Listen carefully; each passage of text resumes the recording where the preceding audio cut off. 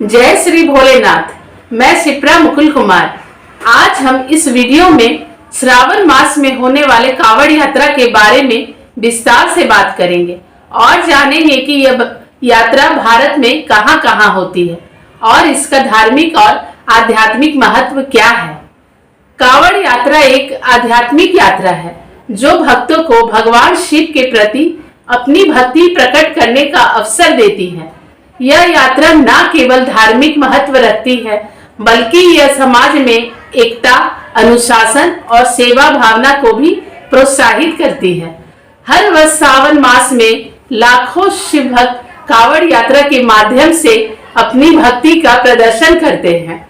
इस महीने में भगवान शिव के भक्त कावड़ यात्रा निकालते हैं और वे दूर दूर से गंगा जल लाकर शिवलिंग का अभिषेक करते हैं।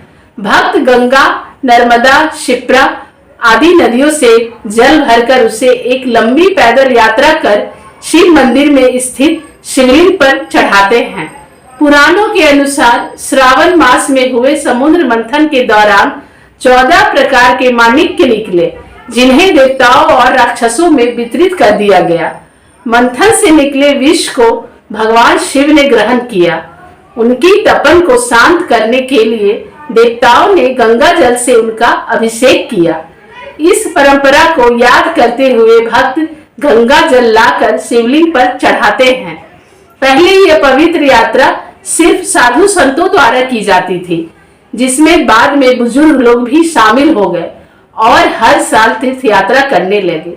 लेकिन अब सैकड़ों हजारों लोग, युवा से लेकर बुजुर्ग, जिनमें महिलाएं और बच्चे भी शामिल होते हैं, यात्रा और कावड़ मेले में भाग लेने लगे हैं, जिन्हें कांवरिया कहा जाता है। तीर्थ यात्रा का नाम पवित्र जल ले जाने वाले सामान से लिया गया है, जिसे कावड़ कहा जाता है। कावड़ एक खम्भा या बांस होता है जिसके दोनों ओर जल के बर्तन बंधे होते हैं। भक्त जब अपने गंतव्य की ओर चलते हैं तो इसे कंधे पर रखते हैं। इन भक्तों को इस कावड़ को अपने कंधों पर उठाने के कारण कांवरिया कहा जाता है। यात्रा के दौरान ये बोल बम बम बम भोले या हर हर महादेव का नारा लगाते हैं।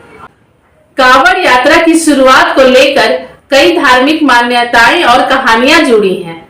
कहा जाता है कि भगवान परशुराम ने सबसे पहले कावड़ यात्रा की थी। उन्होंने गढ़मुक्तेश्वर से गंगा जल लाकर बागपत के पास स्थित शिव मंदिर में जल अर्पित किया था। त्रेता युग में श्रवण कुमार अपने अंधे माता पिता को कावड़ में बैठाकर तीर्थ यात्रा पर ले गए थे। वह उन्हें हरिद्वार लाए और गंगा जल भरकर लौटे। यह भी कारण है कि कावड़ यात्रा को सेवा, भक्ति और त्याग का प्रतीक माना जाता है।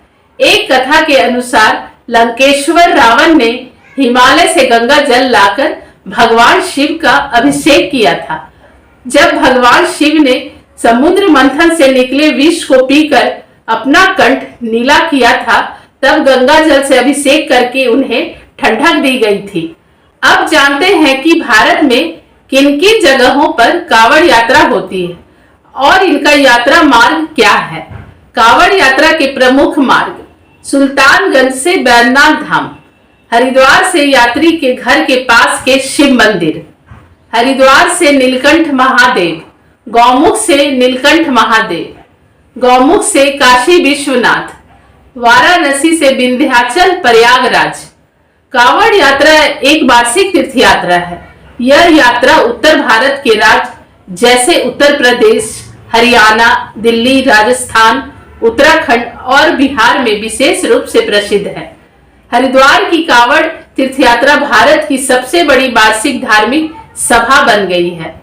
उत्तराखंड में कावड़िया हरिद्वार, गोमुख, गंगोत्री से गंगा जल भरकर इसे अपने अपने इलाके के मंदिर में स्थित शिवलिंगों पर अर्पित करते हैं।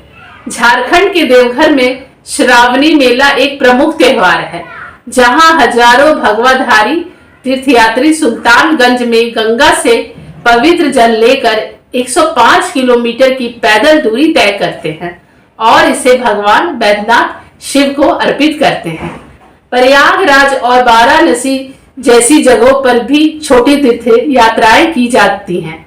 मध्य प्रदेश के इंदौर, देवास, सुजालपुर आदि जगहों से कांवड़ यात्री वहां की नदियों से जल लेकर उसे उज्जैन में महादेव पर चढ़ाते हैं। यह यात्रा गोमुख या गंगोत्री से भी शुरू होती है, जहां से भक्त छोटे बर्तनों में गंगा का पवित्र जल भरकर नीलकंठ ले जाते हैं। सनातन धर्म की पुरानी मान्यताओं के आधार पर वैसे तो गंगा जल से केवल स्वयंभू शिवलिंगों और 12 ज्योतिर्लिंगों का ही अभिषेक किया जाता है, लेकिन वर्तमान में लोग अपने घरों में स्थित शिवलिंगों का भी गंगा जल से अभिषेक करते हैं। इसके लिए सैकड़ों किलोमीटर की दूरी तय करके पूर्ण शुद्धता के साथ गंगा जल को शिवलिंग तक पहुंचाया जाता है।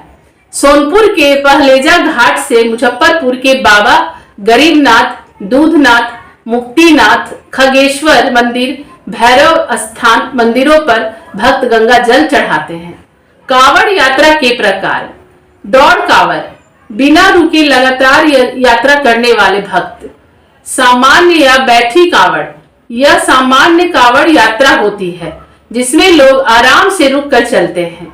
वे आराम भी कर सकते हैं, कांवड़ को जमीन पर नहीं रखते।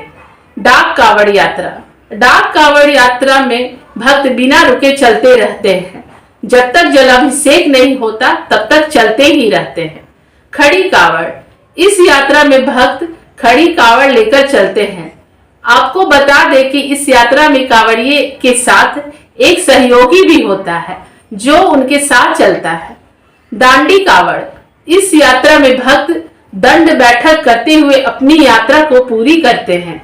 यह सबसे कठिन होती है, इस यात्रा में सबसे ज्यादा समय लगता है। डाक बम कांवड़, जो कांवड़िए गंगा जल भरने के बाद अगले 24 घंटे के अंदर उससे भोलेनाथ पर चढ़ाने का संकल्प लिए दौड़ते हुए मंदिर में पहुंचकर शिवलिंगों पर जल अर्पित करते हैं, उन्हें डाक बम कहते हैं। साइकिल या मोटरसाइकिल कांवड़, आधुनिक परिवहन का उपयोग करने वाले भक्त। कांवड़ यात्रा में कोई भी शारीरिक और मानसिक रूप से सक्षम व्यक्ति भाग ले सकता है। यात्रा के लिए पंजीकरण अधिकांश स्थानों पर आवश्यक नहीं है, लेकिन कुछ क्षेत्रों में भीड़ प्रबंधन के लिए पंजीकरण आवश्यक हो सकता है। कांवड़ यात्रा के दौरान प्रशासन, विभिन्न समूहों और नागरिक संगठनों द्वारा विशेष व्यवस्था की जाती है। इनके द्वारा जगह जगह कांवड़ यात्रा शिविर लगाए जाते हैं। इसमें भी भारतीय संस्कृति की मानव सेवा की पुरातन विचारधारा को बल मिलता है। नमस्कार।